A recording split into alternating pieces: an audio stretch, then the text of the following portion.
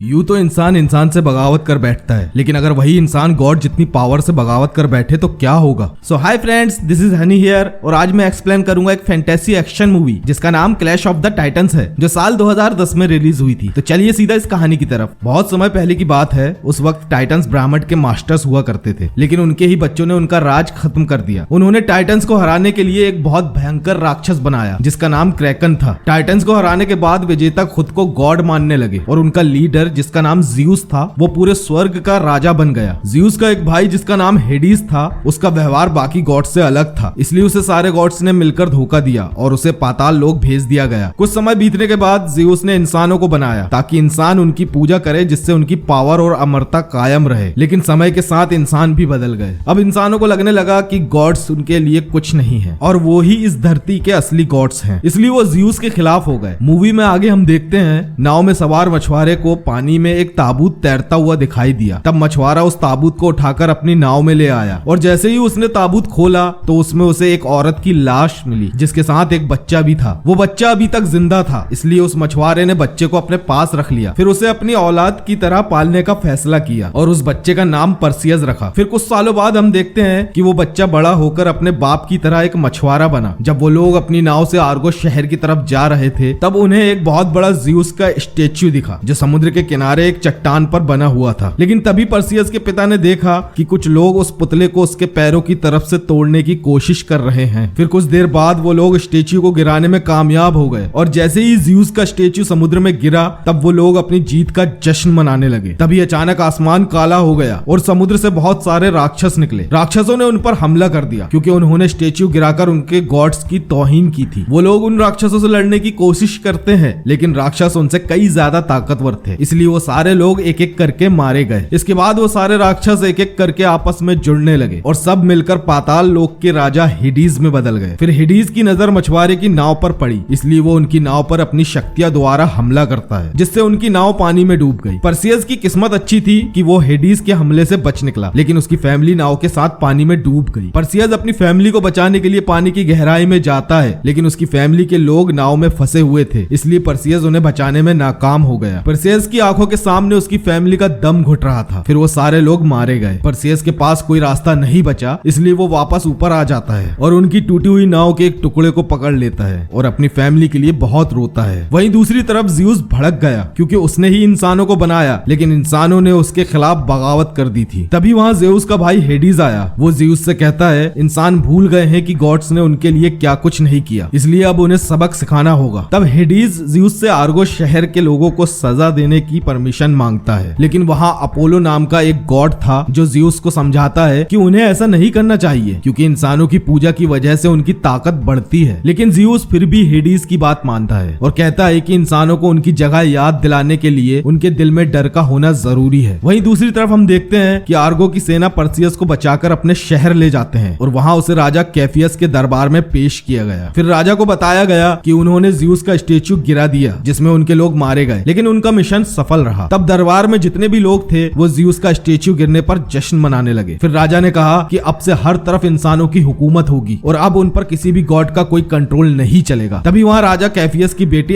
Andromeda आती है और उसने सबको बताया कि उन्हें ऐसा नहीं करना चाहिए। अगर गॉड्स नाराज हो गए तो उनके लिए मुश्किलें और भी बढ़ जाएंगी। लेकिन तभी एंड्रोमेडा की माँ उसकी बातें सुनकर हंसने लगी। फिर उसने कहा कि अब से हम ही गॉड हैं। तभी अचानक दरबार की रोशनी धीमी होने लगी और वहां एक काले बादल का तूफान आया। फिर दरबार की सेना को वो अपने अंदर खींचने लगता है। परसियस भी वहीं था, लेकिन वो किसी तरह उस तूफान से बच गया। तभी वो तूफान अपना चेहरा बदलता है और हम हेडिस को देखते हैं। तब हेडिस ने परसियस की तरफ देखा क्योंकि वो उसके तूफान से बच गया था। फिर हेडिस उड़ता हुआ आर्गो की रानी के पास गया और उसकी आत्मा को अपने अंदर खींच लिया, जिससे रानी कुछ ही सेकंड में एक मुर्दे में बदल गई। फिर हेडिस ने वहां के लोगों को बताया कि आज से ठीक 10 दिन बाद जब सूर्य ग्रहण होगा तब क्रैकन नाम का एक बहुत बड़ा राक्षस बाहर निकलेगा और आर्गो शहर को तबाह कर देगा। अगर आर्गो शहर के लोगों को अपनी जान बचानी है तो उन्हें राजा की बेटी एंड्रोमेडा की बलि क्रैकन को चढ़ानी होगी, तब जाकर सारे गॉड्स उनकी मदद करेंगे। फिर जाने से पहले हेडिस ने सबको बताया कि जो मुसीबत आर्गो पर आने वाली है वो ज़्यूस के गुस्से की वजह से आएगी। फिर वो परसियस की तरफ देखकर सबको बताता है कि परसियस ही ज़्यूस का बेटा है जिसे उन्होंने अपने दरबार में पनाह दी है। इसके बाद हम देखते हैं कि हेडिस के जाने के बाद वहां की सेना ने परसियस को बंदी बना लिया। उनके सेनापति जिसका नाम ड्रैको है वो परसियस को टॉर्चर करता है है। ड्रैको को लगता है कि परसियस को जान से मारने के बाद हेडिस का लगाया हुआ श्राप खत्म हो जाएगा, लेकिन तभी उसे पता चला कि परसियस भी उन्हीं की तरह एक आम इंसान है और उसे इस बारे में कुछ नहीं पता। वहाँ की सेना उसे जान से नहीं मारती, लेकिन उसे कैद कर लिया गया। तभी उसकी काल कोठरी में आयो नाम की एक लड़की आती है। वो परसियस के पास्ट के बारे में सब कुछ जानती थी। फिर उसने परसियस को बताया कि वो आधा इंसान और आधा गॉड है। फिर हम एक फ्लैशबैक देखते हैं। परसियस के पैदा होने से पहले एक किंग था जिसका नाम एक्रिसियस था। उसने ज़्यूस और बाकी सभी गॉड के खिलाफ बगावत कर दी थी। तब ज़्यूस ने किंग एक्रिसियस की सेना को बर्बाद करने के बजाय सिर्फ एक्रिसियस को सबक सिखाने की ठानी। ज़्यूस एक पक्षी बनकर उसके महल में गया और वहां जाने के बाद ज़्यूस ने एक्रिसियस का भेष ले लिया। ज़्यूस ने फैसला किया था कि वो किंग एक्रिसियस की क्वीन को अपने बच्चे की मां बनाएगा, इसलिए वो एक्रिसियस का भेष लेकर क्वीन के पास गया और उस क्वीन से परसियस पैदा हुआ। जब किंग को इस बारे में पता चला, वो भागता हुआ अपनी क्वीन के पास आया, लेकिन तब तक बहुत देर हो चुकी थी। कुछ समय बाद किंग ने अपनी बीवी और उसके बच्चे को जान से मारने का हुक्म दिया, क्योंकि वो ये बात बर्दाश्त नहीं कर पा रहा था। वो उन्हें समुद्र किनारे ले गए और एक ताबूत में बंद कर दिया। इससे पहले कि वो उस ताबूत के साथ कुछ गलत करता, तभी अचानक उस पर एक बिजली गिरती है, जिसकी वजह से किंग ने एक भयानक राक्षस का रूप ले लिया था। अब हम प्रेजेंट में आते हैं। आयो ने कहा कि सिर्फ परसियस ही क्रेकन नाम के राक्षस को मार सकता है, क्योंकि वो एक डेमीगॉड है। वो बताती है कि क्रेकन हेडिस के शरीर से बना हुआ है। अगर परसियस ने क्रेकन को मार दिया, तब हेडिस की ताकत भी खत्म हो जाएगी। परसियस के पास अपनी फैमिली की मौत का बदला लेने का आखिरी मौका था, इसलिए परसियस आर्गोस शहर की सेना में शामिल हो गया। ड्रैको भी अपनी सेना में परसियस का स्वागत करता है। इसके बाद वो लोग चुड़ैलों से मिलने जाते हैं, क्योंकि उन चुड़ैलों के पास ही क्रेकन को मारने की जानकारी थी। वहीं दूसरी तरफ हम किंग एक्रिसियस को देखते हैं। राक्षस बनने के बाद उसे उसके साम्राज्य के लोगों ने वहां से भगा दिया और अब वो शहर के सेवर लाइन में रहता है। हेडिस एक्रिसियस से मिलने गया और उसे बताया कि ज़्यूस की वजह से उसका परिवार उससे छिन गया, लेकिन ज़्यूस और उसका बेटा अब भी जिंदा है। फिर हेडिस एक्रिसियस से हाथ मिला लेता है ताकि वो परसियस को खत्म कर दे। वो एक्रिसियस के शरीर में अपने कुछ पावर्स डालता है ताकि एक्रिसियस परसियस को आसानी से मार सके। फिर हेडिस एक्रिसियस से प्रॉमिस करता है कि अगर एक्रिसियस ने परसियस को मार दिया, तब वो उसके दुश्मन ज़्यूस को भी मार देगा। आगे हम देखते हैं कि जब परसियस सेना के साथ जंगल में पहुंचा, तब उसे कुछ चमकती हुई चीज मिली। परसियस ने जैसे ही उसे अपने हाथ में लिया, वो एक तलवार बन गई। दरअसल वो तलवार ज़्यूस ने अपने बेटे परसियस के लिए स्वर्ग से भेजी थी, लेकिन परसियस उस तलवार को अपने पास नहीं रखता, क्योंकि गॉड्स की वजह से उसकी फैमिली मारी गई थी। इसलिए वो गॉड्स से कोई भी गिफ्ट नहीं लेना चाहता, इसलिए वो उस तलवार को ड्रैको को दे देता है। कुछ दूर चलने के बाद परसियस को उड़ने वाले घोड़े दिखाई दिए। उन्हें देखकर परसियस चौंक गया, क्योंकि उसने कभी ऐसे घोड़े नहीं देखे थे। कुछ देर में वहां एक बहुत ही खूबसूरत काला घोड़ा उड़कर सीधा परसियस के पास आया और अपने पूरे पंख फैलाता है। उसे देख परसियस डर गया। तभी परसियस के पीछे से आयो आती है और उसे समझाती है कि उस काले घोड़े का नाम पेगासुस है और वो एक जादुई घोड़ा है जो गॉड्स के तरफ से भेजा गया था, जो क्रेकन को मारने में परसियस की मदद करेगा। वो बातें कर ही रहे थे, तभी इतने में उन्हें किसी के चिल्लाने की आवाज सुनाई दी। जब सेना और परसियस वहां गए, तब उन्होंने देखा कि एक्रिसियस ने उनके दो लोगों को जान से मार दिया। परसियस को देखकर एक्रिसियस ने उन पर हमला कर दिया। वो उसके सीने में जोर से लात मारता है, जिससे परसियस काफी दूर जा गिरा। फिर वो राक्षस बहुत तेजी से भागता हुआ परसियस के पास जाकर उस पर अपनी तलवार से हमला करने कूदता है, लेकिन तभी परसियस वहां से हट गया। फिर परसियस अपनी तलवार से उस राक्षस का मुकाबला करता है, लेकिन एक्रिसियस अब बहुत ज्यादा ताकतवर बन चुका था। फिर वो परसियस के हाथ पर अपने दांत से काट लेता है। तभी वहां ड्रैको और उसके लोग राक्षस से लड़ने आए और तभी परसियस उसके मुंह से अपना हाथ अलग करता है। ड्रैको और उसकी सेना भी राक्षस से लड़ती है, लेकिन वो बहुत ज्यादा ताकतवर था, इसलिए वो उन्हें चुटकियों में धूल चटा देता है। इसके बाद एक्रिसियस का ध्यान फिर से परसियस पर गया। वो परसियस का सर पकड़कर उसे उठाता है, लेकिन तभी वहां ड्रैको आया और उसने एक्रिसियस का हाथ काट दिया, इसलिए एक्रिसियस वहां से भाग गया। तब परसियस उसका पीछा करता है, लेकिन किसी का ध्यान एक्रिसियस के कटे हुए हाथ पर नहीं जाता। दरअसल उसका हाथ जल्द ही एक बहुत बड़े बिच्छू में बदल गया। बहुत जल्द वो लोग एक्रिसियस को पकड़ लेते हैं, लेकिन तभी उन्हें लगता है कि कुछ गड़बड़ है। तब अचानक रेत में से बिच्छू के दो हाथ निकलते हैं और एक्रिसियस को वहां से भागने का इशारा करते हैं। तभी बहुत सारे बड़े बड़े बिच्छू जमीन से निकलते हैं और उनकी सारी सेना पर हमला कर देते हैं। परसियस और उसकी सेना के पास लड़ने के अलावा कोई रास्ता नहीं था, इसलिए वो लोग डटकर मुकाबला करते हैं, लेकिन वो बिच्छू अपनी डंक से सेना के लोगों को मारकर बहुत दूर फेंक रहे थे। जब बिच्छू का ध्यान नहीं था, तब ड्रैको किसी तरह बिच्छू पर कूदता है और उसके पीठ पर अपने चाकू से वार करता है। तभी ड्रैको का एक आदमी उसकी तरफ भाला फेंकता है। तब ड्रैको उस भाले को पकड़ता है और सीधा बिच्छू के अंदर गाड़ देता है, जिससे एक बिच्छू मारा गया। उधर परसियस अपनी पूरी ताकत से एक बिच्छू का सामना कर रहा था, लेकिन उस बिच्छू ने उसे जमीन पर गिरा दिया। फिर वो बिच्छू उसे उठाते हुए पिल्लर में दबाकर अपनी जहरीली डंक से उसे मारने की कोशिश करता है, लेकिन तभी आयो अपना हथियार उस बिच्छू की तरफ फेंकती है, जिससे उस बिच्छू का डंक टूट जाता है। अब बिच्छू परसियस को छोड़कर आयो पर हमला करता है और उसे वहां बने पिल्लर में दबोचने की कोशिश करता है। वो आयो को जान से से मारने ही वाला था तभी परसियस ने वहां आकर उसकी जान बचा ली और दोनों वहां से भाग गए। तब बिच्छू उन्हें पकड़ने के लिए उनका पीछा करता है। कुछ देर भागने के बाद उन्हें पता चला कि आगे भागने का रास्ता नहीं है, इसलिए परसियस ने आयो को वहां से धक्का देकर दूर फेंक दिया। अब परसियस उस बिच्छू से अकेले लड़ने के लिए तैयार था। तब बिच्छू वहां बने स्टेच्यू को तोड़कर आगे बढ़ता है और अपनी पूरी ताकत के साथ परसियस पर हमला करता है। कुछ देर लड़ने के बाद बिच्छू परसियस को निगल लेता है। तब ड्रैको और उसकी सेना ने देखा कि बिच्छू ने परसियस को जान से मार दिया, लेकिन तभी वो उस बिच्छू के पेट को फाड़कर बाहर निकलता है और वो बिच्छू मारा जाता है। इससे पहले कि वो लोग बिच्छू की मौत पर खुशी मनाते तभी उनकी सेना के कुछ लोग भागते हुए उनके पास आए, क्योंकि अब वहां बहुत सारे बिच्छू आ रहे थे और उन्होंने सेना को चारों तरफ से घेर लिया था। अब उनके पास भागने का कोई रास्ता नहीं, इसलिए वो लोग उन बिच्छू पर हमला करने के लिए तैयार थे। लेकिन तभी वो सारे बिच्छू वहीं खड़े हो जाते हैं, मानो वो सारे बर्फ की तरह जम गए हों। तभी उन लोगों को कुछ दूर से किसी के मंत्र पढ़ने की आवाजें आती है। तब वहां अजीब तरह के भेष वाले लोग दिखते हैं। ड्रैको परसियस को बताता है कि वो सब जिन हैं और एक समय में जिन उनके दुश्मन हुआ करते थे, लेकिन परसियस कहता है कि जिन अब उनके दोस्त हैं क्योंकि उन्होंने बिच्छू से उनकी जान बचाई। तभी जिन उन सारे बिच्छुओं को अपने वश में कर लेते हैं और उन पर सवारी करने के लिए उन्हें इस्तेमाल करते हैं। परसियस और ड्रैको के पास जिन पर भरोसा करने के अलावा कोई रास्ता नहीं था, क्योंकि उन्हें सूर्य ग्रहण होने से पहले अपना सफर तय करना था। इसलिए वो सब बिच्छू पर चढ़कर उनकी सवारी करने लगते हैं। वो सब बिच्छू पर बहुत दूर तक सफर करते हैं और आखिर में उस जगह पर पहुंच जाते हैं जहां वो खतरनाक चुड़ैलें रहती हैं। अब रात भी होने लगी थी, इसलिए वो लोग उस पहाड़ पर चढ़ने लगे। कुछ देर में वो लोग पहाड़ पर पहुंच गए। तब वहां 3 चुड़ैल आती हैं। वो दिखने में बहुत खतरनाक थी। उन्हें सिर्फ एक आंख थी और वो भी चेहरे की बजाय उनके हाथ में थी। उन चुड़ैलों को पता था कि वो लोग वहां क्यों आए हैं, इसलिए वो जानकारी देने के बदले उनसे कुछ मांगते हुए उन पर हमला कर देती हैं। कुछ देर लड़ने के बाद परसियस एक चुड़ैल की आंख निकाल लेता है। वो चुड़ैल की आंख को जलाने ही वाला था, तभी चुड़ैल ने उन्हें क्रैकन को मारने का एक तरीका बताया। फिर उसने कहा कि क्रैकन को मारने के लिए उन्हें मेडुसा नाम की डीमन के पास जाना होगा, जो किसी भी जीवित चीज को देखकर उसे पत्थर में बदल देती है। अब परसियस को क्रैकन को मारने का तरीका पता चल गया था, इसलिए वो उस चुड़ैल की आंख को जमीन पर फेंक देता है और वहां से जाने लगता है। तब चुड़ैल अपनी आंख उठाती है और गुस्से से परसियस से कहती है कि वो चाहे कितनी भी कोशिश कर ले, लेकिन इस सफर में वो मारा जाएगा। चुड़ैलों की ये भविष्यवाणी सुनकर बहुत से लोगों ने इस मिशन को छोड़ने का फैसला किया, सिवाय सैनिकों और जिन के लीडर को छोड़कर। दरअसल जिन का लीडर भी गॉड्स से अपना बदला लेना चाहता था, क्योंकि गॉड्स ने जिन और उसके लोगों को अपने कुटुंब से अलग करके रेगिस्तान में मरने के लिए छोड़ दिया था। आगे हम देखते हैं परसियस जब पहाड़ों के रास्ते अपने सफर पर आगे बढ़ रहा था, तब एक अनजान आदमी उसका पीछा कर रहा था। परसियस को यह महसूस हो गया था कि कोई उसका पीछा कर रहा है, इसलिए वो मुड़कर उसके पास गया। तब उसे पता चला वो आदमी कोई और नहीं बल्कि ज़्यूस था। फिर उसने बताया कि वो क्रैकन को नहीं मार सकेगा और न ही हेडिस को हरा सकेगा, क्योंकि चुड़ैलों की भविष्यवाणी कभी गलत साबित नहीं होती। इसलिए ज़्यूस परसियस को अपने साथ चलने कहता है ताकि वो स्वर्ग में बाकी गॉड्स के साथ महफूज रह सके। लेकिन परसियस अपने पिता का ये प्रस्ताव ठुकरा देता है और कहता है कि वो इंसानों की तरह जीना चाहता है और उनके ही तरह मर भी जाएगा। ज़्यूस को पता था कि परसियस उसकी बात नहीं मानेगा। वो अपने बेटे को हारता हुआ नहीं देख सकता था, इसलिए उसने परसियस को एक सोने का सिक्का दिया ताकि वो मेडुसा तक बिना किसी परेशानी के पहुंच जाए, क्योंकि उस जगह जाने के लिए कुछ ना कुछ कीमत चुकानी पड़ती है। फिर वो सब एक पहाड़ पर चढ़ते हैं जहाँ से धरती के अंदर जाने का रास्ता था। अंदर जाने के बाद उन्हें एक डरावनी नदी मिली जो बहुत सारे धुएं से भरी हुई थी। वहां जाने के बाद परसियस उस सोने के सिक्के को निकालता है जो उसके पिता ने उसे दिया था। फिर जिन कुछ मंत्र पढ़ते हुए उस सिक्के को नदी में रिश्वत के तौर पर फेंकता है। सिक्का नदी में जाने के कुछ देर बाद उन्हें कुछ दानव दिखाई दिए जो एक नाव को खींचकर उनकी तरफ लेकर आ रहे थे। उस नाव में एक बड़ा राक्षस भी था जो उन्हें नाव पर चढ़ने की परमिशन देता है। फिर वो उस डरावनी नदी में अपना सफर शुरू करते हैं। कुछ दूर जाने के बाद उन्हें एक रास्ता दिखाई दिया। तब वो लोग समझ गए कि उनकी मंजिल आ गई। फिर वो लोग नाव से उतरकर कुछ देर पथरीले रास्ते पर चलते हैं और आखिर में उन्हें एक बहुत पुराना दरवाजा दिखता है, जिसका मतलब अब वो लोग मेडुसा के टेम्पल तक पहुंच गए। लेकिन अंदर सिर्फ मर्दों को ही जाने की परमिशन थी, इसलिए वो आयो को टेम्पल के बाहर रुकने कहते हैं। फिर वो लोग टेम्पल के अंदर जाते हैं जहाँ उन्हें गर्म लावा और बहुत सारे मर्दों की पत्थर की मूर्ति मिली। मतलब इससे पहले मेडुसा ने बहुत से मर्दों को अपना शिकार बनाया था। तभी उन्हें एक औरत की जोर जोर से हंसने की आवाज आती है। तब सब समझ जाते हैं कि मेडुसा उनके आसपास ही है। फिर अचानक कुछ तीर उनके तरफ उड़कर आते हैं, जिसकी वजह से परसियस, जिन और उनके कुछ लोग गर्म लावा के एक गड्ढे में गिर जाते हैं। लेकिन परसियस किसी तरह खुद को बचा लेता है और साथ में वो जिन का हाथ पकड़कर उसे भी लावा में गिरने से बचा लेता है। उधर ड्रैको अपने आदमियों से मेडुसा की तरफ जाने कहता है ताकि वो लोग उसकी सही लोकेशन पता कर सके। उधर परसियस जो जिन के साथ लावा के गड्ढे में लटका हुआ था, वो जिन को ऊपर जमीन पर फेंकता है और किसी तरह खुद को भी बचा लेता है। वहीं 2 सैनिक अपनी पूरी हिम्मत से मेडुसा का सामना करते हैं, लेकिन मेडुसा उनकी आंखों में देख लेती है, जिससे वो लोग पत्थर बन गए और जमीन पर गिरकर बिखर गए। फिर पर्सियस और जिन मेडुसा के छोड़े हुए तीर से बचते हुए भागते हैं। मेडुसा उन्हें ढूंढ रही थी और वो उससे छुपते हुए भाग रहे थे। फिर पर्सियस अपने साथियों से कहता है कि वो मेडुसा के सामने से भागकर उसे अपने पीछे लेकर आएगा ताकि मेडुसा खुले मैदान में आ सके। फिर पर्सियस मेडुसा के हमलों से बचते हुए उसके सामने से भागता है। तब ड्रैको ने मेडुसा पर दूर से ही घात लगाए रखा था और सही समय के इंतजार में था ताकि वो मेडुसा पर हमला कर सके। उधर पर्सियस मेडुसा को अपने पीछे जिन तक लेकर आ जाता है। तब जिन मेडुसा पर अपनी तलवार से हमला करता है ताकि वो उसका सर काट सके, लेकिन मेडुसा जिन के वार से बच निकली। वो जिन को अपनी दुम से जकड़ लेती है और उसकी आंखों में देखती है ताकि वो जिन को पत्थर बना सके, लेकिन जिन पर मेडुसा के जादू का कोई असर नहीं होता क्योंकि उसके शरीर में इंसानों जैसा मांस और खून नहीं था। तब जिन मेडुसा की आंखों में आंखें डालकर हंसता है और खुद को ब्लास्ट कर लेता है, जिससे बहुत बड़ा धमाका हुआ। तब धमाके की वजह से मेडुसा और पर्सियस दूर जा गिरते हैं। इससे पहले कि मेडुसा धमाके की वजह से खुद को संभाल पाती, तभी ड्रैको ऊपर से एक चट्टान पर कूदता है और वो चट्टान टूटकर सीधा मेडुसा के दुम पर गिरती है, जिस वजह से मेडुसा वहां फंस गई। तब मेडुसा ड्रैको की तरफ गुस्से से देखती है। ड्रैको भी उसकी आंखों में देख लेता है, इसलिए वो भी पत्थर बन जाता है। लेकिन इतनी देर में पर्सियस को मेडुसा के सर पर निशाना लगाने का मौका मिल गया। तब पर्सियस अपनी ढाल के रिफ्लेक्शन में मेडुसा को देखता है। उधर मेडुसा भी पर्सियस को मारने आगे बढ़ रही थी। तभी पर्सियस अपनी आंखें बंद करके मेडुसा की तरफ कूदता है और अपनी तलवार से सीधा मेडुसा के गले पर वार करता है, जिससे मेडुसा का सर कटकर जमीन पर गिर जाता है। आगे हम देखते हैं पर्सियस अकेला ही मेडुसा का सर लेकर टेंपल से बाहर आता है। आयो वहीं पर पर्सियस का इंतजार कर रही थी। वो पर्सियस के हाथ में मेडुसा का सर देखकर खुश हो जाती है, लेकिन तभी अचानक एग्रीसियस आयो के पीछे से आता है और उसके पीठ में चाकू मारकर उसे दीवार पर फेंक देता है। ये देखकर पर्सियस बौखला गया। वो पूरे गुस्से में एग्रीसियस पर हमला करता है, लेकिन एग्रीसियस बहुत ज्यादा ताकतवर था। वो पर्सियस को उठाकर फेंक देता है और उसे जान से मारने उसके पास जाता है। तभी पर्सियस ने उसके पैरों पर चाकू से हमला कर दिया, लेकिन एग्रीसियस की ताकत के आगे पर्सियस नहीं टिक पाता। वो पर्सियस को एक पंच मारता है, जिससे पर्सियस बहुत दूर जा गिरा। फिर पर्सियस आयो की तरफ देखता है। उस वक्त वो अपनी आखिरी सांसें ले रही थी। ये देखकर पर्सियस ज़्यूस की दी हुई तलवार उठाता है और कूदकर उस पर तलवार से हमला करता है। अब पर्सियस ज़्यूस की तलवार से पूरी ताकत से लड़ता है, जिससे एग्रीसियस डर जाता है। वो पर्सियस से लड़ते हुए पीछे जाने लगा, मतलब अब पर्सियस उस पर हावी हो गया था। पर्सियस एग्रीसियस को उठाकर फेंक देता है। ये देखकर एग्रीसियस को भी गुस्सा आया, इसलिए वो उस पर हमला करने उसके पास जाता है, लेकिन तभी पर्सियस अपनी तलवार सीधा एग्रीसियस के पेट में डाल देता है और एग्रीसियस मारा जाता है। फिर पर्सियस भागता हुआ आयो के पास गया ताकि वो उसकी जान बचा सके, लेकिन वो उसे आर्गो शहर जाने कहती है ताकि वो सूर्य ग्रहण लगने से पहले क्रैकन को मारकर आर्गो शहर के लोगों की जान बचा ले। फिर उसने कहा कि सब ठीक हो जाएगा और ये कहते हुए वो धूल बनकर हवा में उड़ गई, मतलब अब वो इस दुनिया से जा चुकी है। उसके जाने के बाद पर्सियस को बहुत अफसोस होता है। तभी वहाँ पेगासुस घोड़ा उड़ता हुआ पर्सियस के पास आता है। अब ग्रहण लगने में बहुत कम समय बचा था और अब उसके पास मेडुसा का सर भी था, इसलिए वो घोड़े पे बैठकर आर्गो शहर की तरफ उड़ गया। अब ग्रहण लगने ही वाला था, तभी समुद्र के अंदर की जमीन फटने लगी और उसमें से बड़े बड़े टेंटिकल्स निकलते हैं। वो टेंटिकल्स आर्गो शहर की तरफ बढ़ रहे थे, जिसकी वजह से समुद्र में बहुत बड़ी बड़ी लहर उठने लगी। आर्गो शहर के लोग समझ गए थे कि क्रैकन जाग रहा है और बहुत जल्द आर्गो शहर एक शमशान में बदल जाएगा, इसलिए वो प्रिंसेस एंड्रोमेडा को पकड़ते हैं और समुद्र के किनारे ले जाकर बांध देते हैं, क्योंकि शुरुआत में ही हेडीज ने उन्हें बताया था कि क्रैकन से बचने के लिए उन्हें क्रैकन के सामने एंड्रोमेडा की बलि चढ़ानी होगी। वहीं क्रैकन अपने टेंटिकल से शहर के कुछ घरों पर हमला करने लगा, जिससे वो घर पूरी तरह टूट गए। तब सारे लोग अपनी जान बचाकर वहां से भागने लगे। वहीं दूसरी तरफ स्वर्ग में ज़्यूस का महल हिलने लगा और तभी वहां हेडीज आता है और ज़्यूस को बताता है कि उसने सभी गॉड्स को शुरू से ही अपनी बातों के जाल में फंसाया ताकि गॉड्स उसकी बातों में आकर गलती करें और क्रैकन जिंदा हो जाए, जिससे हेडीज की ताकत बढ़ेगी और वो सारे गॉड्स से ज्यादा ताकतवर हो जाएगा, क्योंकि क्रैकन हेडीज के शरीर से ही बना था और वो शहर में जितनी भी तबाही मचाएगा हेडीज उतना ही ताकतवर होता जाएगा। वहीं दूसरी तरफ पर्सियस मेडुसा का सर लेकर क्रैकन के पास पहुंच गया। हेडीज ने उसे देख लिया था, इसलिए वो जल्दी से बहुत सारे राक्षस का रूप लेता है जो उड़ सकते हैं। वो सारे राक्षस पर्सियस के पीछे भागते हैं ताकि वो पर्सियस से मेडुसा का सर छीन सके। कुछ देर बाद वो राक्षस पर्सियस से मेडुसा का सर लेने में कामयाब हो गए, लेकिन पर्सियस भी हार नहीं मानता। वो उन राक्षस से मेडुसा का सर वापस लेने के लिए उनका पीछा करता है। वो उनका पीछा करते हुए आर्गो शहर में आ गया। तब वो देखता है कि क्रैकन अपने टेंटिकल से मासूम लोगों की जान ले रहा है। वो समझ जाता है कि उसे जल्द से जल्द उन डीमन से मेडुसा का सर लेना ही होगा, वरना कुछ ही देर में आर्गो शहर खत्म हो जाएगा। इसलिए वो अपनी पूरी ताकत लगाकर उनके पास जाता है, लेकिन इस बीच क्रैकन भी उस पर हमला करता है। पर्सियस क्रैकन के हमले से किसी तरह बच निकला। तभी उसे एक डीमन के पास मेडुसा का सर दिखा। तब पर्सियस अपने उड़ते हुए घोड़े से उस डीमन पर छलांग लगाता है और उसे लेकर नीचे गिर जाता है। इधर क्रैकन पूरी तरह बाहर आ चुका था और अब वो प्रिंसेस एंड्रोमेडा को खाने ही वाला था, लेकिन पर्सियस के पास भी मेडुसा का सर आ चुका था, इसलिए वो जल्दी से क्रैकन की तरफ भागता है और उसे मेडुसा का चेहरा दिखाता है। अब क्रैकन जोर जोर जोर से चिल्लाने लगता है क्योंकि उसकी बॉडी धीरे धीरे जमने लगी। कुछ देर में क्रैकन पूरी तरह पत्थर का बन गया। पत्थर बनने के बाद क्रैकन का एक हाथ टूटकर आर्गो शहर की एक बिल्डिंग पर गिरा, जिससे कुछ लोग मारे जाते हैं। वहीं दूसरी तरफ प्रिंसेस एंड्रोमेडा जो किनारे पर बंधी हुई थी वो नीचे खाई में गिरने लगी। प्रिंसेस सीधा पानी में गिरती है, तभी क्रैकन भी पूरी तरह पत्थर बनकर पानी में गिरता है। वहीं दूसरी तरफ हेडीज पर्सियस के सामने आता है ताकि वो क्रैकन की मौत का बदला ले सके, क्योंकि पर्सियस ने क्रैकन को मारकर हेडीज का सारा प्लान खराब कर दिया था। लेकिन तभी पर्सियस आसमान की तरफ ज़्यूस की तलवार उठाता है। तब उस तलवार पर बहुत सारी बिजली गिरती है। फिर पर्सियस वही तलवार हेडीज की तरफ फेंकता है। तब वो तलवार से एक बहुत बड़ी शॉक वेव निकलती है जो हेडीज को वापस पाताल लोक में कैद कर देती है। इसके बाद पर्सियस प्रिंसेस की जान बचाने के लिए पानी में गया और जल्द ही प्रिंसेस का हाथ पकड़कर उसे डूबने से बचा लेता है। आगे हम पर्सियस और एंड्रोमेडा को एक बीच पर देखते हैं। पर्सियस ने प्रिंसेस की जान बचा ली थी, इसलिए प्रिंसेस एंड्रोमेडा उससे बहुत खुश होती है और उसके सामने शादी का ऑफर रखती है ताकि वो आर्गो शहर का राजा बन जाए। लेकिन पर्सियस उससे शादी करने से मना कर देता है और बताता है कि उसकी राजा बनने की कोई इच्छा नहीं, वो बस एक आम आदमी की तरह जीना चाहता है। प्रिंसेस को सही सलामत आर्गो शहर पहुंचाने के बाद पर्सियस से उसके पिता ज़्यूस मिलने आता है और कहता है कि उसने आर्गो शहर के साथ साथ स्वर्ग को भी बर्बाद होने से बचा लिया। इसलिए ज़्यूस पर्सियस से खुश होता है और उसे तोहफे में आयो की जिंदगी देता है। फिर हम आयो को वापस आते देखते हैं। ज़्यूस को पता था कि पर्सियस और आयो एक दूसरे को पसंद करते हैं और वो दोनों एक साथ रहना चाहते हैं और यहीं पर ये मूवी भी खत्म होती है। तो दोस्तों उम्मीद करता हूँ आपको मेरी ये एक्सप्लेनेशन पसंद आई होगी। तो मुझे सपोर्ट करने के लिए चैनल को सब्सक्राइब करें, वीडियो को ज्यादा से ज्यादा शेयर करें, लाइक करें और कमेंट सेक्शन में अपनी राय जरूर दें। तो जल्द मिलेंगे अगली वीडियो में, तब तक के लिए बाय बाय।